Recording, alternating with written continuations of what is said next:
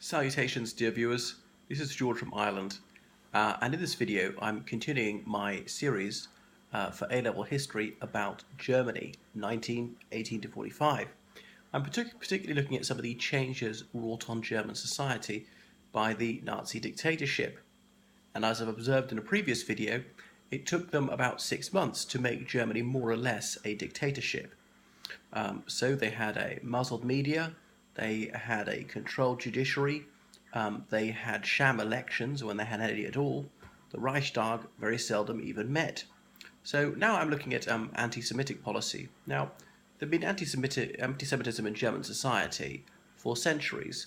However, before the First World War, it had been low level, and probably not most people were anti-Semitic.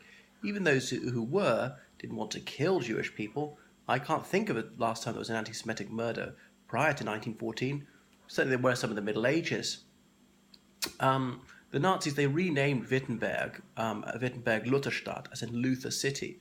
You might have heard of Dr. Martin Luther, the man who nailed his 95 theses on the door of the university church at Wittenberg just before All Souls Day. Well, some people say he actually wrote them. It's a 19th century myth that he nailed them to the door. Anyhow, he said, "I would make Moses so German, no one would ever guess that he was a Jew," and some people felt it was ominous that the city was renamed in Luther's honor, or rather his name was appended to the city. Now, there was a lot that's laudable about Martin Luther, but there was definitely an anti-Semitic aspect to his personality. His name has since been removed from the name of the city.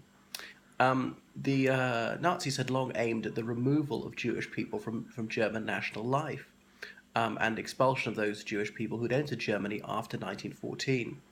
So, as you know, the Nazis moved swiftly to remove Jewish citizens of Germany from the press, theatre, schools, universities, hospitals, not allowed to work in these sectors or indeed be students. So the Jewish minority was severely discriminated against, and by the time the Second World War broke out, about 2/3 of them had moved abroad. Anyway, the Nazis had been a little bit cautious at first. Then they Aryanized companies, as they said, which is confiscating companies from the Jewish community. So asset stripping of the Jewish community that enriched the state and so on. But in the long run, it obviously impoverished the country because some people who were highly successful in business and the professions were no longer generating as much income as they could have done. This earned the gratitude of a few. Those who were given this ill-gotten lucre were, of course, appreciative. What else? So the anti-Semitic campaign had been ramped up by cartoons, by films, newspaper articles.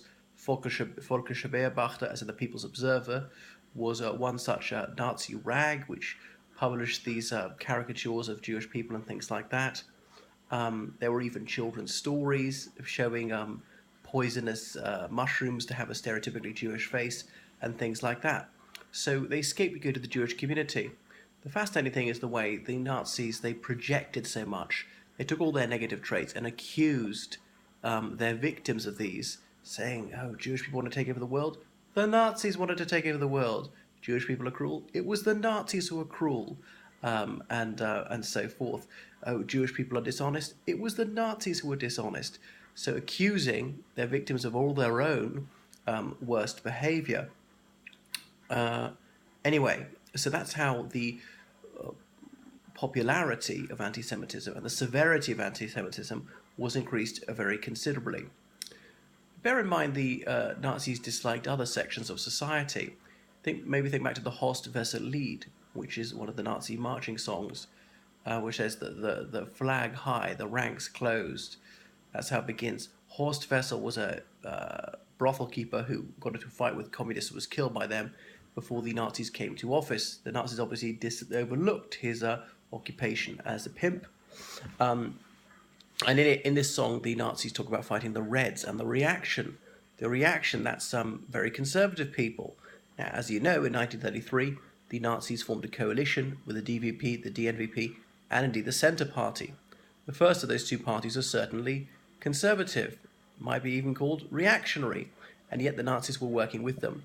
So they did not like the imperial family or aristocrats but they're willing to cooperate with them, and vice versa. Some of the conservatives had misgivings about Nazism, but they felt that could make common cause with them on some issues, such as being fervently anti-Nazi. But there's a fascinating sense of the way the Nazis have a certain attitude at the outset, as in disliking the aristocracy, and then they put that underground for a while for reasons of expediency, and then right at the end of the Third Reich, they revert to type. After the First World War, many people had felt a sense of betrayal. The Kaiser had let them down, and Germany had been failed by the aristocracy generally, the officer corps. And the Kaiser, instead of meeting his death on the battlefield, had run away to the Netherlands with his tail between his legs.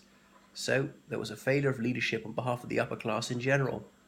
The Nazis did have cross-class appeal, more so than any other party, really.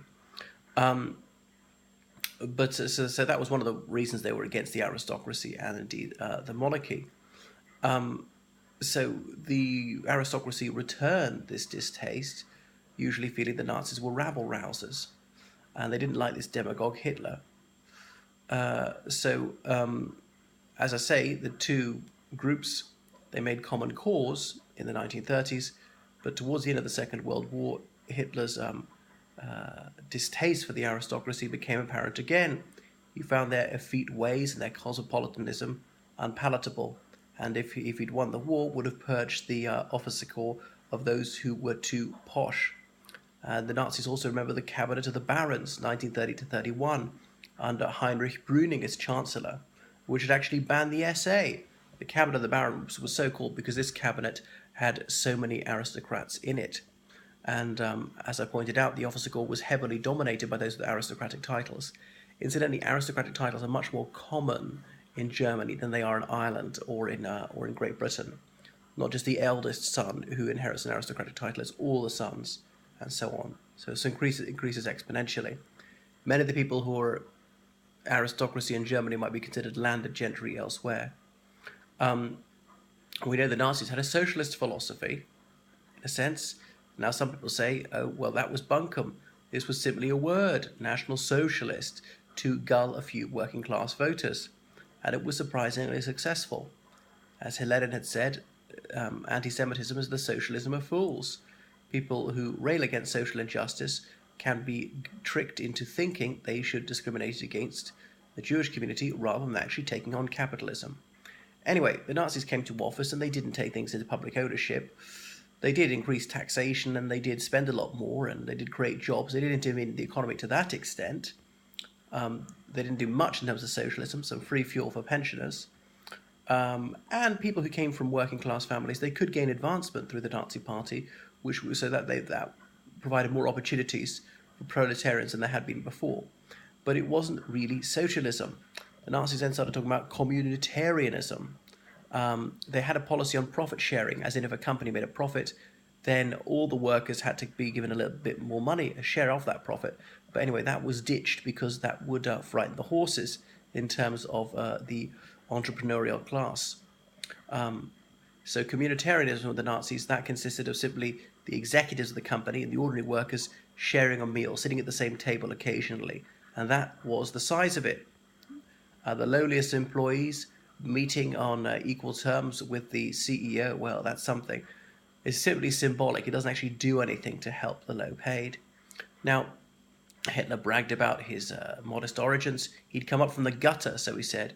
However, he exaggerated this. Now, when he didn't grow up rich, it was a comfortable home. He'd had a generous orphan's pension until the age of 25. So he had not been living in doss houses or as a tramp in Vienna before the First World War, as he later contended. Things had not been so squalid for him. But there was a bit of a difference in him coming to office as Chancellor. He was the first non-socialist Chancellor who came from a background that was not upper class. So there was a difference. So the Nazis, they did break down class distinctions to a limited extent. The social origins of the Nazi leadership were mixed. Middle class, working class. To begin with, very few of them were upper class. Now, once the Nazis came to office, there were quite a few time servers who joined the party. There was Joachim von Ribbentrop, who had been in the DNVP, and then he moved over to the Nazi Party. and he wasn't really von. At the age of 26, he got his aunt to adopt him because she was an aristocrat, and therefore he could give himself this aristocratic prefix, von. So let's call the blighter by his proper name, Joachim Ribbentrop, who later became the foreign minister. So he was the closest to upper class there were amongst the Nazi leadership. That's enough for the moment.